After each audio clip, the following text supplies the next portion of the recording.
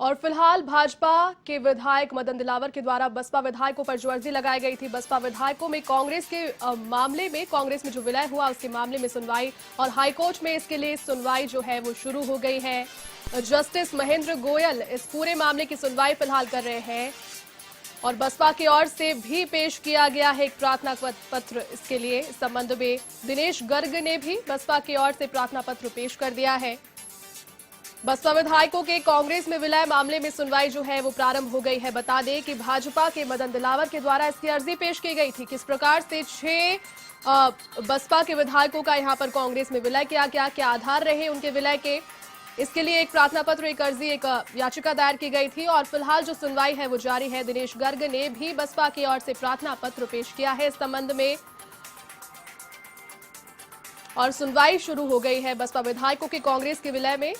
High court में फिलहाल ये सुनवाई जारी है। बता दें, राजस्थान में जिस प्रकार का सियासी संग्राम है वो दिन ब दिन नए समीकरण ले रहा है, नए रुख ले रहा है। चलिए इसी खबर पर अधिक अपडेट के लिए हमारे सहयोगी मनीष चतुर्वेदी फोन लाइन पर जुड़ चुके हैं। मनीष, राजस्थान का जो सियासी संग्राम है उसमें एक और अध्याय जुड़ गया है। यहाँ पर बसपा के 6 विधायकों का कांग्रेस में जो विलय था उसको यहाँ पर चुनौती दी है भाजपा के मदन दिलावर ने और सुनवाई हाईकोर्ट में शुरू हो गई है। क्या पूरी अपडेट मनीष? जी, इस मामले में राजस्थान हाईकोर्ट में अभी सुनवाई शुरू हो चुकी है। भाजपा विधायक जो मदन दिलावर ने इस मामले में याचिका दायर की थी राजस्थान हाईकोर्ट में कि बसपा के जो 6 विधायक हैं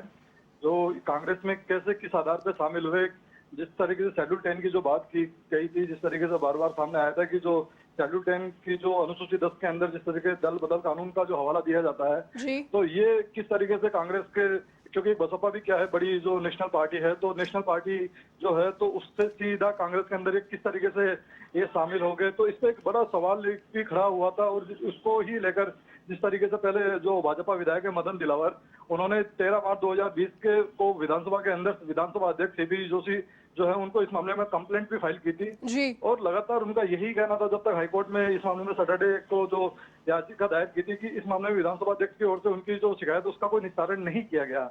और आज उसी मामले में जो सोमवार को जो आज इस मामले में हियरिंग हो रही है। जज जो महेंद्र गोयल है तो अभी उन्होंने सुनवाई शुरू की है और इस मामले में वो सुनवाई कर रहे हैं। वहीं इस मामले में एक नया मोड़ भी सामने आया है कि जैसा कि अभी कुछ देर पहले जो भाजपा विधायक है मदन दिलावर वो विधानसभा के अंदर धरने पर भी बैठे थे, क्योंकि जैसा कि आज उनके सामने आया कि उन्होंने भी बताया कि मुझे भी मीडिया से मालूम चला है कि मेरी जो शिकायत की गई थी विधानसभा अध्यक्ष को तो उसका निस्तारण हो चुका है। तो उसकी कॉपी के लेने के लिए वो वहाँ पे विधानसभा के अंदर विधानसभा सचिव के जो कार्यालय है वहाँ पे धरने पर भी बैठे थे। तो पहले उनको कॉपी नहीं मिली थी, बाद में उनको ईमेल के जरिए, जैसा कि उन्होंने बाद में मीडिया से वार्ता में बताया मदन दिलावर ने कि मुझे ईमेल के जरिए कॉपी मिली है। तो अब एक तरीके से देखा जाए तो ये जो मामला हाईकोर्ट में आया है तो आज इस मामले में यह भी हो सकता है कि मदन दिलावर को जो कॉपी जो मिली है निस्तारण को लेकर, तो इस कॉपी को भी वो अपने जिस तरीके से उन्होंने बताया कि मैं मेरे वकीलों से इस मामले में डिस्कस करूंगा, उस कॉपी को लगाया जाना चाहिए, नहीं लगाना जाना चाहिए, तो वो भी एक बात होगी कि अब आगे इस मामले में क्या रहता है। जी मनीष, एक और चीज आपसे जानना चाहूंगी, वर्तमान में जिस प्रकार का सियासी घटनाक्रम प्रदेश में जारी है हम सभी वाकिफ है उससे, तो इसी बीच में यहाँ पर बसपा के जो विधायक थे उनके विलय का जो प्रकरण है वो फिर से हाईकोर्ट पहुंचा है। तो किस तरीके से आपस में क्या ये दोनों प्रकरण मिलते हैं और अगर मिलते हैं हाँ तो किस प्रकार से आगे इफेक्ट कर सकता है किसी भी एक फैसला दूसरे फैसले पर? यहाँ पर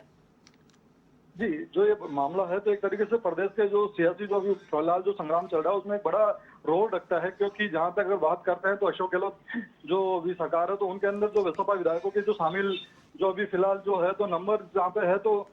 अगर जैसे आज ये मामला हाईकोर्ट में आया, अगर कहीं ना कहीं अगर इस मामले में हियरिंग होकर कहीं अगर बात आती है कि जिस तरीके से इनके सदस्यता को लेकर की, तो अगर इनकी सदस्यता पर किसी भी तरह का कोई भी खतरा मंडराता है तो कहीं ना कहीं गहलोत सरकार के लिए एक चिंताजनक स्थिति उत्पन्न होगी, क्योंकि जिस तरीके से बसपा विधायक जैसे कांग्रेस में आए और इनके 6 विधायक हैं, तो 6 विधायक अगर कम होते हैं तो ये भी एक बड़ा चिंता का विषय होगा कि बहुमत के अंदर 6 विधायकों का कम होना। और आगे जाके अब जैसे इस मामले में अगर आज एक नया एक मामला ये देखने को सामने आया कि जिस तरीके से बसपा के जो प्रदेशाध्यक्ष है भगवान सिंह बाबा तो भगवान सिंह बाबा भी अब इस मामले में जो है उन्होंने भी हाईकोर्ट के अंदर अपना दरवाजा खटखटाया और उन्होंने खुद ने भी इस मामले में जो पक्षकार बनने के लिए अर्जी दी है,